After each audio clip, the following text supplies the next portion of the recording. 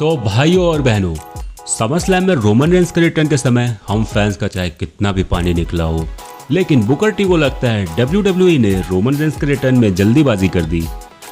हम फैंस को तो कोई भी कंप्लेन नहीं है, क्योंकि रेसलमेनिया के बाद से जहां हम फैंस रोमन की एक झलक पाने के लिए पागल थे, वहीं समर स्लैम में तो हमें पूरा का पूरा रोमन मिला है, वो भी अपने स्पीयर और सुपरमैन पंच के साथ। लेकिन बुकर टी से मेरा एक सवाल है कि अगर समर स्लैम में रोमन रेंस रिटर्न नहीं करते तो इस शो के मेन इवेंट का क्या होता, इसका रिजल्ट क्या होता?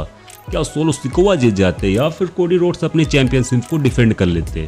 मतलब अगर सोलो सिकोवा हारते हैं तो आप उन्हें रोमन रेंस के साथ कैसे फ्यूड में डाल सकते हो? फिर वो पहले ही वीक दिख जाएंगे। और कोडी रोड्स तो भाई ट्राइबल चीफ को खुद ही हरा के आ रहा है, उससे मुझे नहीं लगता कि रेसलमेनिया 41 से पहले चैंपियनशिप ली जाएगी। तो इस पर आपका क्या सोचना है, आप बता सकते हैं। तो बढ़ते हैं अगली अपडेट की तरफ, जो है सीएम पंक और ड्रू मैकिंटायर की।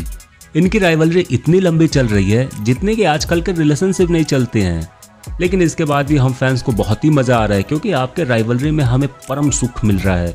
तो आप राइवलरी करते रहो और हमें ऐसा ही परम सुख देते रहो। लेकिन बात करते हैं क्या कहा है ड्रू मैकिंटायर ने।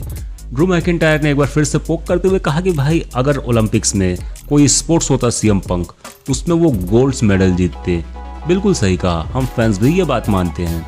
लेकिन बस एक बात बताइए ड्रू भैया, जब आप रात को बिस्तर पे जाते हो सोने, तो वहाँ भी आप अपनी बीवी को याद करते हो या फिर सीएम पंक? तो बात करते हैं अगली अपडेट की, जो कि एरिक रोवन और ब्रॉन स्ट्रोमैन से रिलेटेड। तो हाल ही में एक इंटरव्यू में ब्रॉन स्ट्रोमैन से पूछा गया कि उनका रिलेशन अब कैसा है एरिक रोवन के साथ, क्योंकि ऑफ कोर्स ये दोनों साथ में व्हाइट फैमिली में थे, तो इसकी वजह से इनसे ये सवाल पूछा गया। तो उस पर ब्रॉन स्ट्रोमैन कहते हैं कि देखिए, जब हम वाइट फैमिली में थे तो हमारा रिलेशन काफ़ी अच्छा था, हम काफ़ी अच्छे दोस्त थे और काफ़ी सारी बातें करते थे। लेकिन हाल फिलहाल में अभी हम इतनी बातें नहीं करते हैं, क्योंकि हमारे पाथ्स अलग हैं और ये काफ़ी सारी चीज़ें कहीं कि भाई अब हम बात नहीं करते बेसिकली। लेकिन बस हम यही कहना चाहेंगे कि आपकी पर्सनल लाइफ है, आप जो भी करें, लेकिन आप हम फैंस को ऐसे ही मज़े देते रहें और ऐसे ही एक से एक अच्छे परफॉर्मेंस देते रहें। तो आज की आखिरी अपडेट है जैकब फाटू से रिलेटेड।